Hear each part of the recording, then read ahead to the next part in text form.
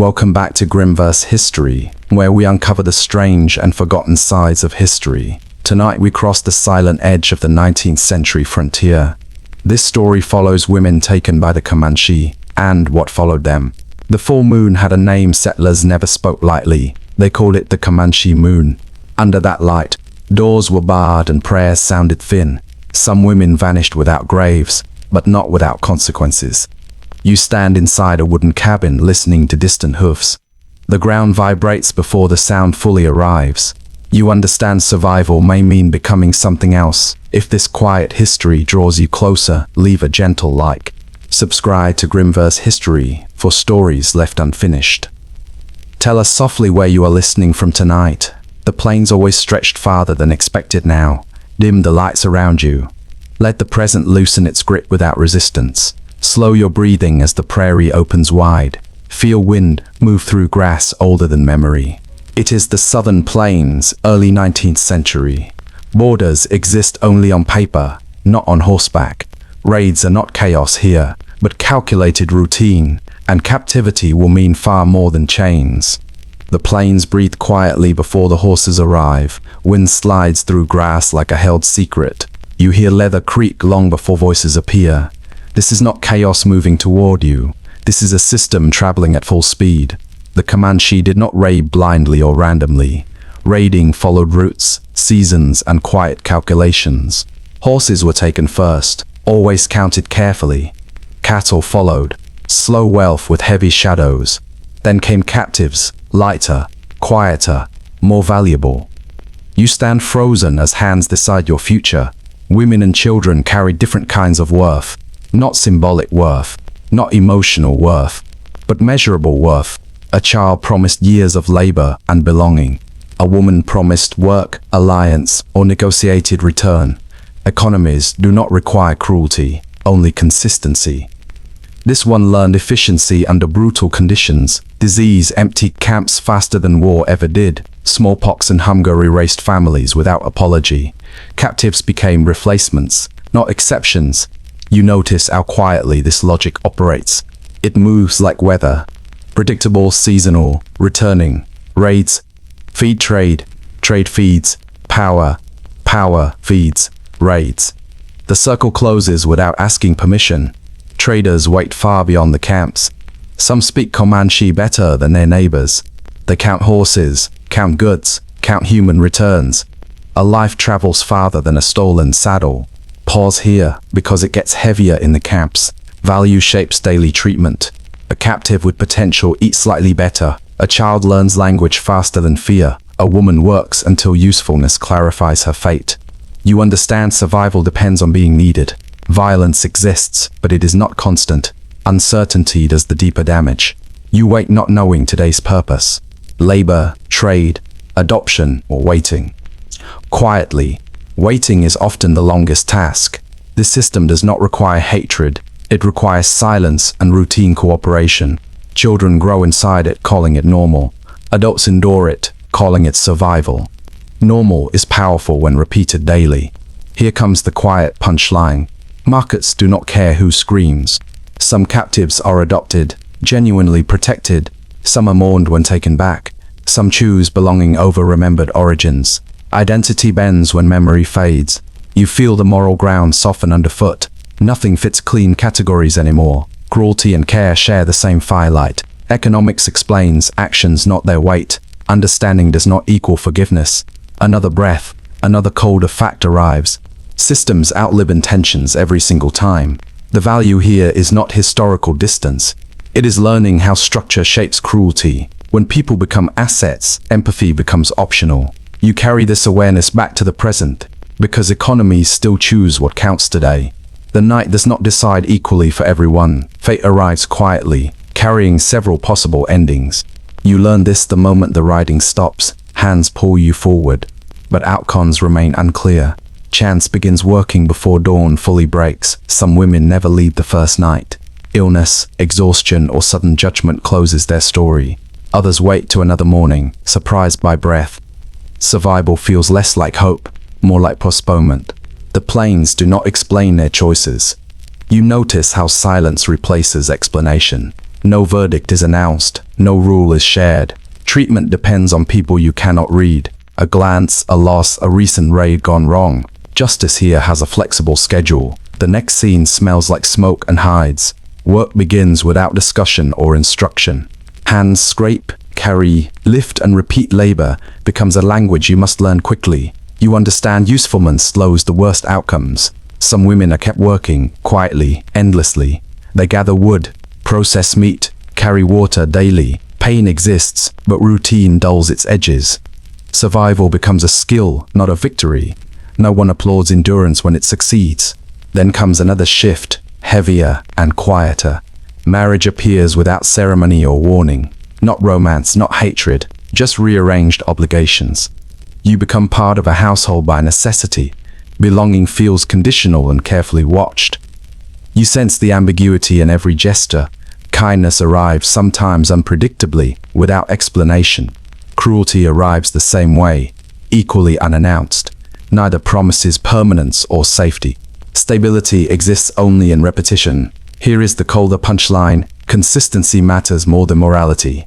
Here the system does not prefer one outcome. It sorts, adapts, replaces, and continues forward. Women are not punished uniformly or rewarded fairly. They are processed according to circumstance. Individual lives bend under collective need. It feels unsettling, almost inappropriate, but human. Someone shares food, someone hums softly. Moments like these confuse the memory later. Trauma rarely stays simple when mixed with routine. Another breath, another shift in air temperature.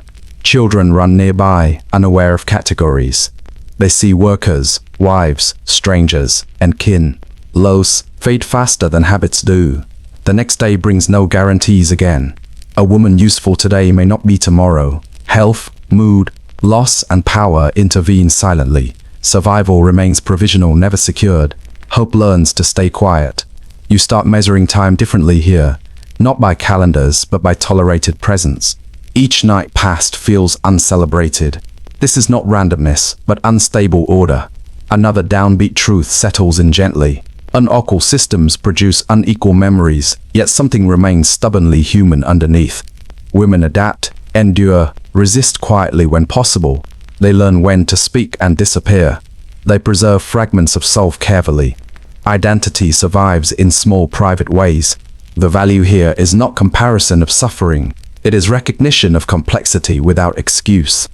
Understanding does not erase harm or justify systems, but it sharpens compassion across time, and that awareness is never wasted. Morning arrives without the word before. For children, especially girls, time resets quickly. You wake where language already surrounds you. Names arrive before questions ever do. The camp smells of smoke and hides. Laughter cuts through the cold air casually. No one explains how you arrived here. No one expects you to remember elsewhere. Memory has not hardened yet. You learn by watching hands, not listening. A girl shows you how to carry water. Another shows how to tie leather properly. Correction arrives gently, sometimes firmly, rarely explained. Belonging grows through repetition. Children adapt faster than history prefers. Fear dissolves when routine replaces surprise. Horses stop being frightening shapes. They become furniture that moves. You are renamed without ceremony. The old name fades from daily use. No one punishes you for forgetting it. Forgetting is treated as cooperation. That detail matters later. Girls learn women's work early. Scraping hides numbs hands and thoughts. Songs make the labor tolerable. Correction feels maternal rather than hostile. Affection arrives without explanation. You begin to dream in new sounds. Words reshape how the world appears. Objects gain meaning, tied to survival. The past becomes inefficient knowledge. Efficiency replaces nostalgia. Quietly, here comes the unsettling part. No one forces affection directly. It arises through dependence and proximity. Care feels real, because it often is. You run with other children freely. Games blur into training without announcement. Falls are laughed at, not mourned. Strength earns approval without praise. Weakness invites instruction, not shame by adolescence. Choice feels theoretical. You cannot return to what you cannot remember. Stories of settlers sound unreal and distant. They resemble myths told by strangers. Your reality feels immediate and complete. Marriage appears as expectation, not threat. Girls raised inside the culture understand the terms. No negotiation feels missing when memory lacks alternatives. Consent exists inside available options. History dislikes that sentence, but records allow it. Here is the dry punchline. Identity forms before opinion ever asks permission. Some later encounter their old language again. You struggle to place yourself correctly. Others tell you who you were. That version feels like fiction. You are told you were rescued. Your body does not recognize the word. Grief arrives without clear object. Loss points in several directions at once.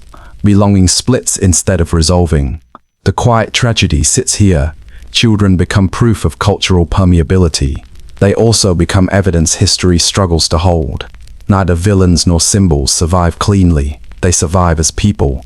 You stand between two names someday. Both feel incomplete when spoken aloud. Neither fully answers who you are. Silence becomes the safest reply. Silence learned early remains useful. This is the human value buried underneath. Identity is shaped more by care than origin. That truth does not excuse violence. It explains why memory resists simple judgment, and why empathy should slow down, not rush. Night settles without asking permission. The camp breathes slowly, like a resting animal. You notice how order hides inside quiet routine. Nothing here feels accidental anymore. Captivity is not treated as chaos. It functions more like grim bookkeeping. Loss arrives through disease, raids, cold winters. Imprison follows with methodical patience. Survival dislikes empty spaces. You watch women work beside other women. Hands move in practice rhythms. Labor fills the day before thought appears. This is not romance or sudden cruelty. It is continuity wearing a hard face. The Comanche do not count bodies sentimentally. They count futures. Every woman taken represents restored capacity. Someone to work, to teach, to bear children. Someone to stitch tomorrow together. Here, capture replaces collapse. Population on menace memory itself. Songs vanish when singers disappear. Skills die when hands go missing. Women become anchors against forgetting. You sense the logic even if it chills you. Need sharpens ethics until edges blur. Violence gains explanation, not innocence. Explanation makes it easier to repeat. That is the uncomfortable truth. Marriage follows structure rather than impulse. Kinship expands through enforced proximity. Children born later tie families together. Bloodlines weave across old boundaries. History records this as assimilation. From inside, it feels like maintenance. A broken wheel is replaced without ceremony. No one thanks the wheel. No one asks where it came from. The wagon keeps moving. You sit near the fire listening. Laughter rises. Unremarkable. Unforced care exists alongside. Remembered harm. Both occupy the same space calmly. That duality resists easy judgment.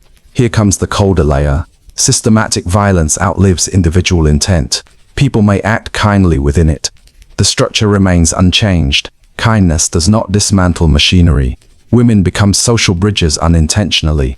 They link households through birth and labor. They carry stories forward altered. Identity shifts quietly between generations. Memory adapts faster than morality. Understanding does not excuse harm, but refusing to understand repeats mistakes. Complexity demands patience from listeners. History punishes simplification harshly. The punchline sits uncomfortably here. Survival rarely asks for permission. Later, descendants remember stability, not orisons. They inherit networks. This leaves a human question lingering. How much harm becomes invisible through usefulness? At what point does necessity harden into tradition? You feel that question follow you home. It rarely settles quietly. The value at the end matters. Recognizing systems helps prevent their return. Empathy begins where clarity refuses comfort. Listing slows judgment without erasing pain. And silence. Tonight holds both truths gently.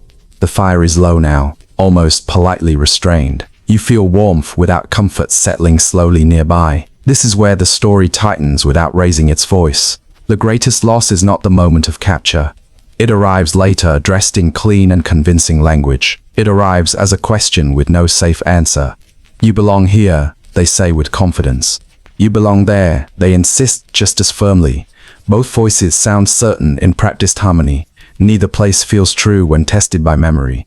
Women like Cynthia Ann Parker reveal the quiet trap. They survive two worlds, then gradually lose both. Identity stretches slowly until strength thins beyond repair. What remains feels neither whole nor completely broken. You watch her cross thresholds again and again.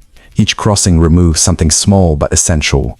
A word fades when spoken aloud. A gesture suddenly feels misplaced and incorrect. Memory stops agreeing with expectation or instruction. White society greets her using rescue language. It calls survival a stain needing correction. It measures worth by what cannot be undone. Pity replaces listening with uncomfortable efficiency. Control disguises itself as careful concern. The Comanche world exists now only through absence. Fires burn elsewhere without her name spoken. Children grow without hearing her voice.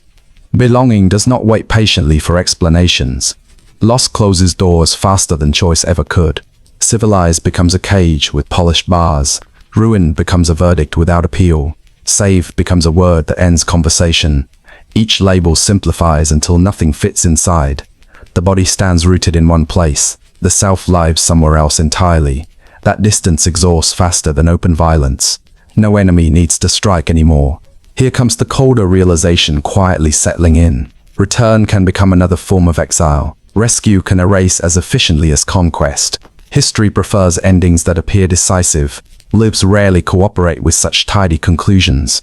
You imagine her trying to explain herself. The room grows quiet in the wrong way. Curiosity drains quickly into social discomfort. Silence steps forward to manage the moment. Silence always understands its assigned role. This is not a story about savagery. It is not a lesson about progress. It is about humans flattened between definitions. Home becomes a border crossed only once. Dry humor visits briefly, then steps aside. Everyone agrees. She belongs somewhere specific. No one agrees where that place exists. The tragedy is administrative rather than dramatic. Paperwork replaces understanding with tidy forms. Expectations stand in place of empathy. Identity becomes a problem requiring resolution. You feel how choice disappears politely, not through force, but careful framing. Pick one life and confidently insist. What remains is endurance without shared language. Grief without ceremony or witnesses. Loyalty without anyone left to recognize it. She survives, but survival no longer means return. The human value waits quietly at the end. Belonging should never require personal erasure. Listening costs far less than forced resolution. History softens when complexity is allowed to remain. The final punchline rests without raising its voice. Some wounds come from being understood too simply. The fire has burned low now. The journey has slowed its breathing. Night settles without asking anything more. Somewhere the plains are quiet again. Grass bends where hooves once thundered past. The wind carries no names tonight. You can almost hear leather creak softly. A distant coyote calls, then falls silent. Smoke lingers, thin, familiar, and calm. These stories do not shout at the end. They sit beside you instead. They wait until your thoughts soften. Now, gently, the past loosens its grip.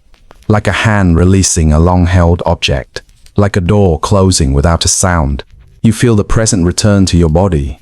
The room is steady. Your breathing finds an easy rhythm again. History stays behind the curtain, not erased, just resting. It does not follow you into sleep. If these quiet journeys matter to you, you can leave a small sign of presence, a like, a share, or a soft subscription. It tells the stories they are not alone. It tells us to keep walking carefully, to keep listening when history whispers. Let the plains fade, hopes slipping into memory. Let the night finish what the story began. Goodbye, and we will meet again.